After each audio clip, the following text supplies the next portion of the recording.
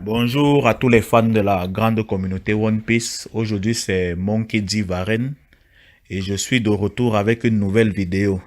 Je vais vous prier de vous abonner d'abord et d'envoyer des pouces bleus si cette théorie vous plaît bien évidemment. Aujourd'hui nous allons parler de Doc Q, un personnage très énigmatique qu'il fait partie de l'équipage de Barbe Noire. Et je pense en effet que Doc Q a un terrible pouvoir et que Doku a des liens avec Kaido. Et que c'est grâce à Doku que Moria va se rallier à Kaido. Commençons par présenter le personnage. Doku semble malade et est pâle. Et son cheval sur lequel monte est aussi malade et ce cheval est pâle. Ce qui est quand même assez étrange qu'un cheval malade comme celui de Doku puisse supporter son poids. Doku semble ne pas être bien constitué et avoir des os très fragiles. Donc, en faisant des petites recherches, je peux déterminer où Oda a pris l'inspiration concernant le personnage de Doku. Je vous le disais tantôt, One Piece est une somme de plusieurs mythes, de plusieurs légendes. Et pour le personnage de Doku, Oda s'est inspiré de la Bible. En effet, lorsque nous lisons la Bible, nous comprenons qui est vraiment Doku.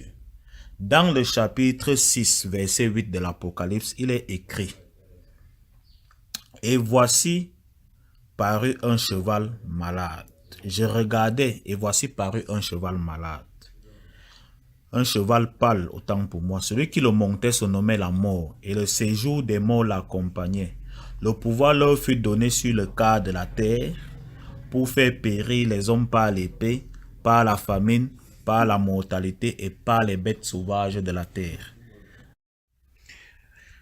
Dans l'Apocalypse, il est dit que celui qui monte le cheval pâle se nomme la mort.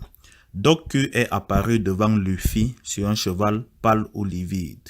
Le cheval de Doku colle à la description faite dans l'Apocalypse. Le nom complet de Doku est une référence à la mort, dans la mesure où il s'appelle en réalité la faucheuse Doku. Tout le monde sait que la mort est souvent représentée par un squelette portant un manteau noir et tenant une faux avec laquelle elle fauche les âmes. D'où le nom la faucheuse donné à cette représentation. Doku lui-même a une faux avec laquelle il se bat. Et en plus du nom la faucheuse qu'il porte, tout porte à croire qu'il possède le pouvoir, le fruit du démon de la mort. Puis l'apparence de Doku me rappelle celle du dieu de la mort invoqué dans Naruto. C'est peut-être un simple détail, mais on a coutume de dire que le diable se trouve dans les détails. La mort étant un phénomène abstrait qu'on ne peut voir ni toucher, je pense que Doku a le Zwan mythique de la faucheuse, entité qui personnifie la mort. Donc Doku, pour moi, possède le fruit du démon de la mort. Et c'est grâce à ce fruit que nous allons démontrer la relation entre Doku et Kaido. Il est question de démontrer le lien entre Doku et Kaido. Je pense en effet que les calamités de Kaido sont inspirées des cavaliers de l'Apocalypse de la Bible.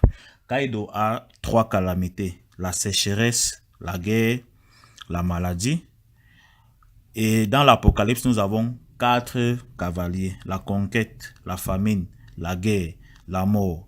En gros, Kaido a 3 calamités. Or, dans l'Apocalypse, les calamités sont au nombre de 4. La calamité manquante de Kaido est celle qui représente la mort. Est-ce une simple coïncidence? Bien sûr que non. Pour moi, c'est un indice qui montre que Doku était la 4e calamité de Kaido. Mais Doku a déserté l'équipage des Sangbet, visiblement séduit par les projets de Barbe Noire. Maintenant, quel est l'apport de Doku dans l'équipage des Sangbet? Pour moi, Doku est celui qui a rendu Kaido incapable de mourir. Car nous avons déjà démontré que Doku est une ancienne calamité et Doku possède le fruit de la mort. Et Doku est un médecin. Il est donc très aisé d'imaginer que Doku était le médecin de l'équipage au Sangbet. J'espère que vous voyez où je vais en venir. Kaido a une grande cicatrice en forme de X au niveau de l'abdomen. Et à mon avis, cette blessure était mortelle.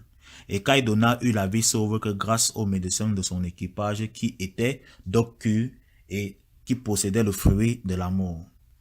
Donc pour moi, Doku a réalisé une opération sur Kaido pour l'empêcher de mourir. Voilà pourquoi Kaido maintenant est immortel. Parce que grâce à Doku, il ne peut pas mourir. Les effets du pouvoir de Doku sont permanents sur lui. En poussant la recherche plus loin, je vais vous dire que Doku correspond graphiquement à la description de Lankou, ce personnage de la mythologie en Bretagne, en Basse-Bretagne, en France. Lankou est représenté comme un vieillard sur un cheval aussi pâle et il collectionne les âmes. Il est le serviteur de la mort. Son rôle est d'amener les âmes auprès de la mort. Donc si Doku est cet Lankou-là, Doku peut bien prendre l'âme de Kaido et ne pas l'amener auprès de la mort. Et ce qu'il correspond à l'immortalité de Kaido. Et voilà pourquoi Barbe Noire veut s'en prendre à Kaido. Barbe Noire va utiliser Doku pour s'en prendre à Kaido et utiliser le corps de Kaido comme un zombie grâce à Moria. En effet, je pense pour ma part que Doku est la clé de la future alliance entre Barbe Noire et Moria. Merci de m'avoir suivi. N'hésitez pas à envoyer vos pouces bleus et à vous abonner. Je ferai l'effort pour plus de vidéos. Merci encore. Donc, en conclusion, nous retenons que Doku a le fruit du démon de la mort. Doku est une ancienne calamité de Kaido maintenant au service de Barbe Noire. Et que Doku est le seul qui peut permettre à Kaido de mourir.